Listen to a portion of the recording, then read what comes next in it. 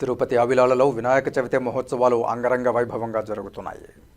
తిరుపతి అవిలాలలో వినాయక చవితి మహోత్సవాల సందర్భంగా ప్రతిరోజు మండపంలోని వినాయక స్వామి వారికి విశేషంగా పూజలు నిర్వహిస్తూ నైవేద్యాలు సమర్పిస్తున్నారు. ఈ నేపథ్యంలో వినాయక మహోత్సవ కమిటీ నిర్వాహకులు తేజ ఆధ్వర్యంలో పెద్ద ఎత్తున అన్నదాన కార్యక్రమం నిర్వహించారు. ఈ కార్యక్రమంలో సుధాకర్, అవిలాల ఉప సర్పంచ్ రాజగోపాల్, దామినేడు రమేష్, డిష్ మురళి, కార్తీక్, ముని, ప్రసాద్ తదితరులు పాల్గొన్నారు.